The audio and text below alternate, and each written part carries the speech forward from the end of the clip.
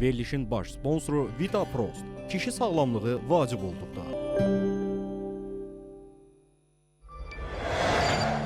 İdman həkimi, fizioterapevt Fərid Selimovun sponsorluğu ilə Ay Həkim verilişinə baxırsınız.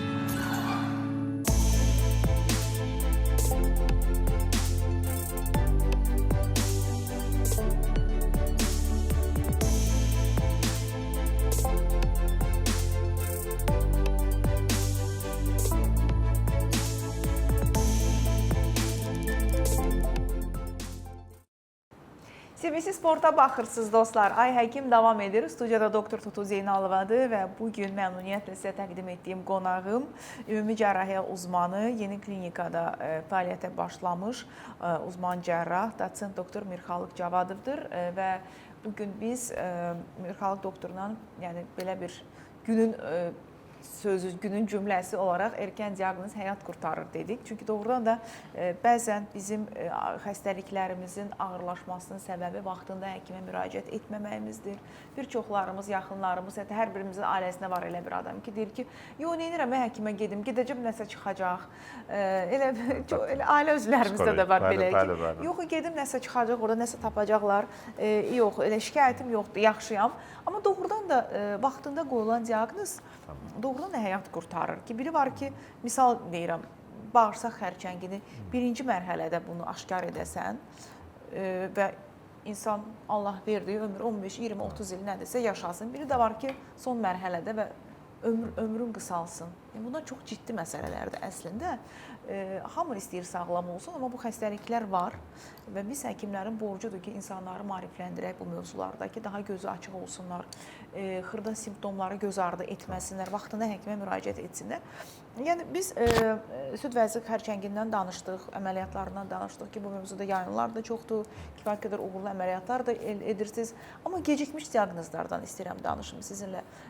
Öd kisəsi, mədə-bağırsaq sistemində gecikmiş diaqnozlar daha çox nələri görürsünüz, nə sizi narahat edir, hansı mövzuda hesab edirsiniz ki, insanlar daha bilgili, məlumatlı olmalıdırlar? Təşəkkür edirəm sual üçün. Çox güncəl və müasir dünyada milyonlarca insanın sorduğu suallardır. Yəni, dediyim kimi, süd vəzisi necə erkən diaqnostika ilə süd vəzisi qorunursa, gec fəsadlarda da çox ağır olur. Digər sistemlərdən dolayı. Amma bəzi artıq xərçəng xəstəlikləri artıq demək olar ki, yəni xəstələrimiz olduqca bu xəstəliklər sağala bilir. İnsanlar bundan ölmürlər. Qalxana bənzər vəzi və xərçəng bunların başında gedir. Dünyada ən çox araşdırmalar da, elmi araşdırma bu sahədən gedir. Amma başqa sistemlər var. Məsələn, dünyada kişilərin və qadınların ən çox xərçəng və ölüm oranları var ki, ağciyər xərçəngi, qalın bağırsaq, prostat, süd vəzisi bunların başında gedir. Qalın bağırsaq xəstəliyi həm qadınların, həm kişilərin ən önəmli dünyada ölüm səbəblərindən bir dənəsidir. Amma halbuki çox sadə bir yöntəmlərlə xərçəng olmaya bilirsiniz. Nədir? Endoskopiya, kolonoskopiya, mədə-bağırsaq sistemi üçün üst gastroskopiya, qalın bağırsaq kolonoskopiya. Sadə bir yöntəmdə artıq ağrısız olur, yüngül anesteziya altında xəstələr hiss elə bilirlər. Onun üçün qabaqları 60-65 yaş tutulan, indi artıq Amerikada 45 yaşa qədər bunu tavsiyə edən mərkəzlər və yayınlar var, Dünya Sağlıq Təşkilatının onarlarına görə. Xüsusən ailənizdə qalın bağırsaq hekayəsi varsa və yaxud nəzisdə qanamanız varsa, kilo kaybınız olsa, qəbizlik şikayətləriniz varsa və bəlli yaşın üzərindəsinizsə, mütləq kolonoskopiyanı məsləhət görür. Gastroenteroloq və ümumi cərrahi nəzarəti altında. Endoskopiya zamanı, kolonoskopiya zamanı kiçik poliplər, yəni düyü böyüklüyündə olan poliplər çox sadə bir şəkildə, ağrısız bir şəkildə alınır. Və bunların artıq xərçəngə çevrilməsi qarşısı alınır. Yəni, siz bir endoskopiya olursunuz, həm qalın bağırsaqlarınıza baxırsınız, həm də eyni zamanda o xərçəngdən önləyici bir tədbir olur. Və o zamanda onun da orada alınmış polipin histopatologiyasına görə 1 ildən bir, 3 ildən bir və 5 ildən bir takiblər yapılır. Yəni, ailə hekayəsi burada çox önəmlidir. Sistemik xəstəliklər və s. Bəli, ailə polipozu da olur hətta. Polipozislər, familial polipozis dediyimiz xəstəliklər ola bilər. Linç sendromu dediyimiz sendromlar tam genetik olaraq yenə ailə hekayəsi çox önəmlidir. Amma bir polip alındığı zaman ağrısız bir şəkildə və siz xərçəngdən qurtulmuş olursunuz, növbəti il zamanı gəldiyi zaman endoskopiyanız olursunuz. Amma gecikildiyi zaman, necə gözəl bir misal verdiniz, həkimə gedin bir şey tapacaq, o zaman qalın artıq balaca, kiçik bir düyü boyda olan bir polip böyüyərək bir ərik boyda bir raka çevrilir və sürətli bir şəkildə yayılır. Öncə ətraf limfa düyünlərinə və qaraciyərə, ağciyərə, beyinə ölümlə çox təsir sonuçlar və qalın bağırsaq əməliyyatları çox ağır əməliyyatlardır doktor. Mən Amerikada da, New Yorkda, Stony Brook Universitetində professor Roberto Bergamaschi ilə robotik və kolorektal cərrahiyyə üzrə ixtisas artırma çalışmışam bərabər. Məqalələrimiz də var bununla ilgili olaraq. Həm əməliyyatdan sonra kimya terapiyası, həm bunun yaşamı, metastazları, qaraciyərə yayıldığı zaman və s. çox ağır həm psixolojik olaraq, həm fiziksel olaraq bir stressdir və həstələr həyatlarını itirirlər. Dünyada ilk sıralarda gedir qalın bağırsaq. Onun üçün yəni o həkimə işin ixtisasını bilən mütəxəssisə müraciət etmək, həkim endoskopiya məsləhət görsə, endoskopiyadan qorxmamaq, qaçmamaq ki, biz öz valideynlərimizlə, yaxınlarımızla elətdirik və sadə müdaxilə ilə xərçəng olmamaq. Qalın bağırsaqla əlaqədar eyni şəkildə də gastrointestinal sistem, mədə, qalxana bənzəri vəzi və digər orqanlar üçün keçərlidir. Siqnal simptomlar, düzdür, bu xərçəng təəssüf ki, elədir ki, çox səssiz gedir. Rutin olaraq, yəni neçə yaşdan sonra ailədə olmasa belə biz gastroskopiya və kolonoskopiyaya getməliyik. Kişi və qadınlarda fərqlidirmi? Yəni kimdə daha çox görürük statistik olaraq? Yəni Dünya Sağlıq Təşkilatının müxtəlif önəriləri var. Dünyada bunlar kimi müxtəlif yayınlar var, amma ümumən süd vəzisi kim deyil? Süd vəzisində 40 yaş üstü tarama proqramı bu işin də ekonomik iqtisadi tərəfləri var. Çünki bir endoskopiya ilə bir mammografiyanın, kolonoskopiya qiyməti bir deyil, amma xəstələrimiz özü bilinçli olmalı, maarifli olmalılar və özləri həkimə müraciət etmələri lazım. Klassik olaraq artıq Amerikada da və Avropada 45 yaşa qədər çəkilir. Demək ki, 40-45 yaşında da ilə 65 yaşı gözləmək gerək yox. Xüsusən də böyük tualet zamanı qanama nəcisdə, qəbizlik, qarın ağrıları, həzmsizlik şikayətləriniz varsa və xüsusən ailənizdə, qohumlarınızda qalın bağırsaq xərçəngi varsa, kolonoskopiya olmanız lazım. Alt gastrointestinal sistem, amma bulantı, qusma, ciddi kilo kaybı mədə xərçəngi də ola bilər və ya nazik bağırsaq. Onun üçün də üst endoskopi ilə bərabər anestezi almışkən ikisi də məsləhət görülür, tabii həkimin kontrolü altında. Amma heç də qorxmamaq lazımdır. Hər endoskopi oldum, qanamam var, mütləq nəsə çıxacaq deyə bir şey deyil. Bəli, yaxşı xassəli bağırsaq xəstəlikləri, hamımız bildiyimiz hemoroidlər, fistüllər, fistulalar, hər hangi kiçik bir yaralar, genəldə qanaxma səbəbi ola bilər, anemiya verə bilər, hemoqlobin düşü olar. Ona da sadə bir konservativ müalicə ilə və yaxud endoskopi sırasında və ya kiçik cərrahiyyə ilə həll olunurlar. Yəni biz cərrahlar, yəni xəstə olmayın, xərçəng olmayın, biz sizə əməliyyat etməyəlim. Bəlkə klassik olaraq, cərrah olaraq bunu demirəm, amma bir elm adamı olaraq, bilim adamı olaraq. Onun üçün sadə bir şəkildə həkimə müraciət edib, həkimin kontrolündə sadəcə endoskopiya ilə bitmir. Əgər xərçəng aşkar edilsə, staging, evrələndirmə dediyimiz hansı stadiyada olduğunu həkimlər xəstələrə sorurlar. Hansıdır? Tomoqrafiyalar, MRT-lər, PET-CT-lər ki, ölkəmizdə vardır nüvə təbabəti. Onun xərçəng xəstəliyi diaqnozu qoyulduqdan sonra neçənci dərəcədir? Ona görə multidisipliner bir şəkildə onkoloji konsiliumlarda qərar verilib. Ona görə öncə kemoterapiya, şüa tedavisi, əməliyyatmı və sizə bir yaxşı bilimsel iyi bir haber verim. Artıq dünyada bir neçə ildir qalın bağırsaq kanseri əməliyyatsız olmalıdır. Ən çətin bizim sevmədiyimiz düz bağırsaq rakıdır və onu o neoadjuvan kemoradioterapiyalar, onkologiya həkimlərimiz daha bu konuda da bizdən daha ətraflı məlumat verə bilər, amma bir cərrah olaraq non-operativ management, NOM dediyimiz, watch and wait, izlə və gör dediyimiz yöntem, mənim çalışdığım Amerikadakı mərkəz professor Roberto Bergamaschi və Türkiyədə də, Avropada mərkəzlərlə multidisipliner onkoloji konsiliumun qərarı ilə kimyaterapi və şüa tedavisi ilə artıq xərçəng tamamilə qayb olur və ömür boyu bağırsağın bayıra bağlanması problemindən ki, kolostomiya işin ən travmatik tərəfləridir. Amerikada məsələn, sırf mən çalışdığım mərkəzdə New Yorkda sırf kolostomiya olacaq xəstələrə ayrıca bir psixoloqları vardı. Onlar öncə alırlardı. Dolayısıyla artıq cərrahisiz də bağırsağınız bayıra almadan da bunlar müalicə ola bilər. Yetər ki, həkiminizə, düzgün həkimə müraciət edəsiniz. Mən o stomalı xəstələri çox görmüşəm. Düşün, 20 il öncə necə idi vəziyyət. Yəni, indi bugün tip çox inkişaf edib ki, onların işləyən psixoloq da yox idi və o xəstələrin psixoloji sarsıntıları, gənc insanlar stoma ilə gəzirdilər. Çünki mən eksperimental cərrahiyyə institutunda Topçubaşov adına internatura keçmişəm və orada bizdə şöbələr var idi. Mədə bağırsaq cərrahiyyəsi ayrı idi, endokrin cərrahiyyə ayrı idi, damar cərrahiyyəsi ayrı idi və doğrudan da orada o pasientlərin çəkdiyi mənəvi əzabın mən birbaşa şahidi olmuşam deyə bu insanlara nə dərəcədə vacibdir o sosial, psixoloji dəstək, nə dərəcədə bu əməliyyata hazırlanmaları vacibdir. Bunu bilməli ki, o vaxtı indiki bu stomanın çıxışındakı rezervuar indiki kimi puxtələşməmişdi, indiki kimi komfortlu deyildi. Bu insanlar doğrudan çox əziyyət çəkirdilər və baxdığımızda da ancaq bir şey deyirdi bütün həkimlər. Kaş ki vaxtında gələydin, kaş ki vaxtında bunu biləydin. Xəstə özü də deyirdi ki, kaş ki mən vaxtında gedərdim, müraciət edərdim. Bu problemin elə başlayanda belə deyək, səsini kəsərdim ki, davamlı gəlməsin, sonra bu gün məni bu qədər incitməsin. Biz buna görə dönə-dönə vurğuluyoruz ki, mütəmadi olaraq check-up müayinələrə gedin, mütəmadi olaraq həkim kontrollarına gedin ki, tək ki heç nə çıxmasın, tək ki gedəsiz həkim sizə desin ki, hər şey qaydasındadır ki, çox güman ki, elə də olacaq, amma ən azından sağlam olduğumuza əmin olaq. Niyə də olmasın, elə deyilmi? İş işdən keçəndən sonra başımız qarışır işə, o geyimi alım, bu maşını alımsa, onlar heç bir insanın canı ağrında, heç biri gözümüzə görsənmir, elə deyilmi? Maşınımızı kontrolə götürürük illik, amma özümüzü götürmürük. Elədir, doktor, razıyam sizlə. Yəni, bu mövzuda bir daha çağırış edirik ki, vaxtında müayinələrə gedin, vaxtında müraciət edin. Xəstələnməyin, amma varsa da vaxtında səbəbini, xəstəliyi aşkar edib onu müalicə edin ki, bu xəstəlik bir xroniki xəstəlikdirsə belə, bu xəstəlikdə mən daha yaxşı necə yaşaya bilərəm, elə deyilmi? Daha keyfiyyətli yaşamaq üçün nə edə bilərəm?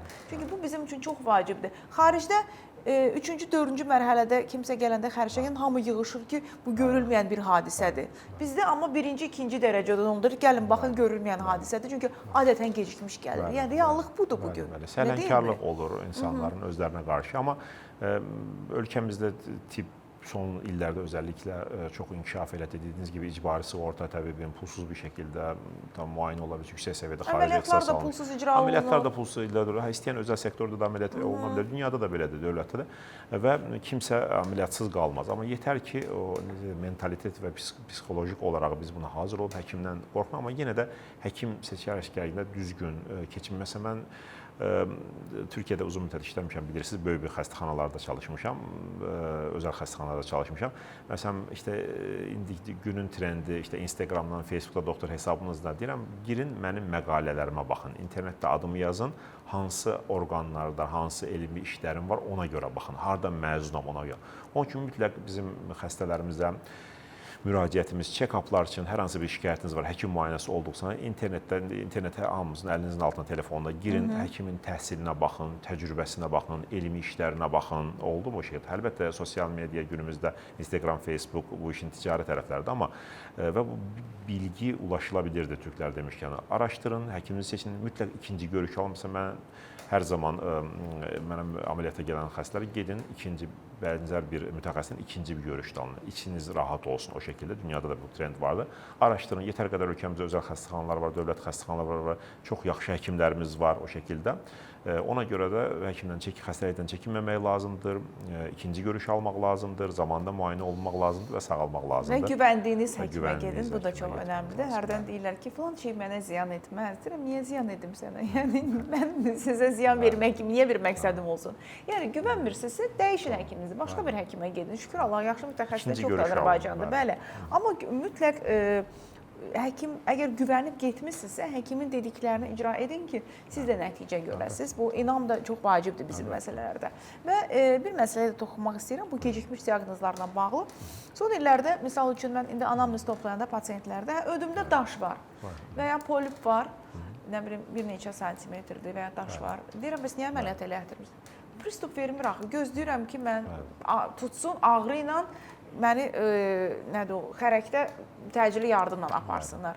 Yəni, bu öd daşı xəstəliyi və öddə polipin ağırlaşmaları necə olur? İstəyərdim ki, bu mövzuda da maarifləndirək bizim tamaşaçılarımızın nə qədər ki, vaxtımız var bugün. Gözəl sualdır, yenə çox təşəkkür edirəm. Dünyada ən çox təcili yardıma başvurulan acil dediyimiz xəstəliklərin başında apandisit və kəskin apandisit və kəskin öd kolesistit durur və dünyada və qadınların bilirsiniz klassik 40 yaşlı bayan və s. daşlar ola bilər, daşsız xəstəliklər, poliplər ola bilər. Polip konusunda gözəldiniz, o məlumat verəcəm o mövzuda. Amma daşlar da çox önəmlidir və burada mütləq bir ümumi cərrahi gastroenteroloqa başvurmaq lazımdır. Yəni bir böyrək daşı ilə bir öd daşı yəni eyni şey deyil. Doktor, gəldim, necə düşürə bilərəm, nə içim, hansı otdan içim? Öd daşı kanala düşdüyü zaman sarılıq olur. Öd daşı böyrək daşı kimi deyil, onu sizi ilə ifraz eləsin. öd kisəsi ilə bərabər alınması lazımdır. Yəni, bəzən zənn edilir ki, açılır, daş alınır, öd qalır ki, öd kisə də artıq xəstələnir və şiddətli ağrılar olur, bəzən morfinə qədər gedir şiddətli bir şəkildə və əlavə pankreatit, obstruktiv üktər, mexaniki sarılığa qədər çox ciddi problem. Yəni, xəstə sadə bir laparoskopik kolesistektomiya olacağın yerə RCP-lər, ağızdan, şlanqdan öd kanalının kəsilməsi, onun fəsadları və s. hətta ölümlərə qədər bu işlər gedə bilir. Onun üçün də yenə necə qalın bağırsaqda endoskopiya varsa, sadə bir ultrasonla, UZI ilə öd daşları təsbit edilə bilir. Əməliyyat olub-olub konusunda bunda yenə işin mütəxəssisinə müraciəti. Bəzən belə sakit daşlar var, onlar qala bilir, qan analizləri baxmaq lazımdır. Bizdə ona lal daşlar. Hə, lal daşlar belə o şəkildə. Öyrənin doktor yavaş. Baxın, xüsusən uzaq səyahətdə olan, çalışan insanlar, gedənlər profilaktik məsələ olaraq alınması önərilir. Təbii bunlar endokrin, amma poliplər gözəl bir sualdır. Dünyada hep müzakirə olunan mövzulardır. Polipin xərçəngə çevirmə ehtimalı var. Bu işin qorxucu tərəfdir və öd kisəsi xərçəngi qaraciyərlə bərabər çox ağır əməliyyatlardır. Onun üçün milimetrik bir kərə yaxşı bir radioloqunuz olması lazımdır. Xolesterolla qarışa bilir o şəkildə. Milimetrik daşlar təqib edilir. İlla əməliyyat olmaq zorunda deyilsiniz. 3 aydan bir ultrasona gidin.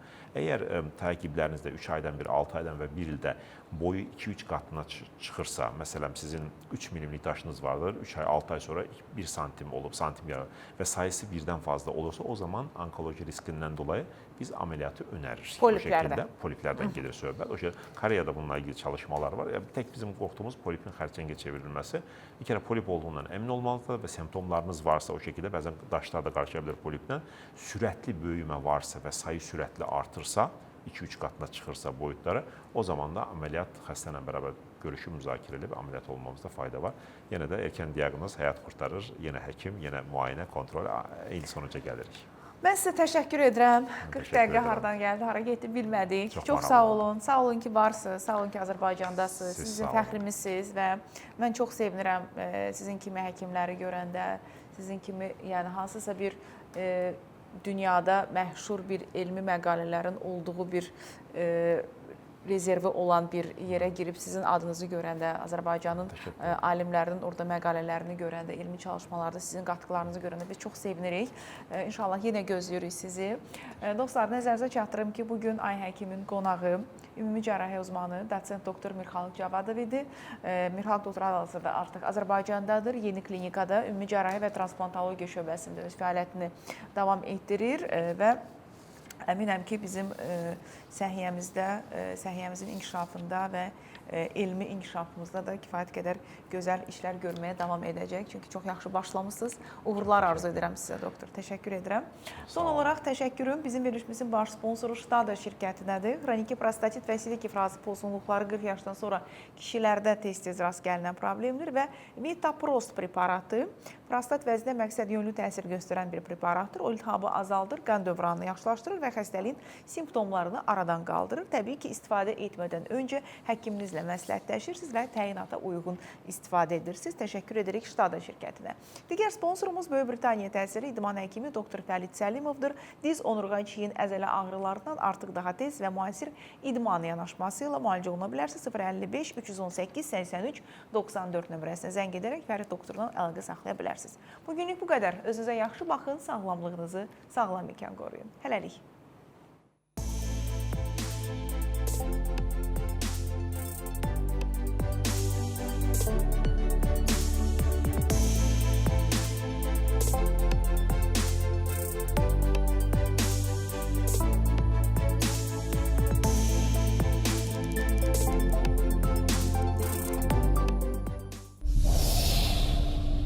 Verilişin baş sponsoru Vita Prost. Kişi sağlamlığı vacib olduqda.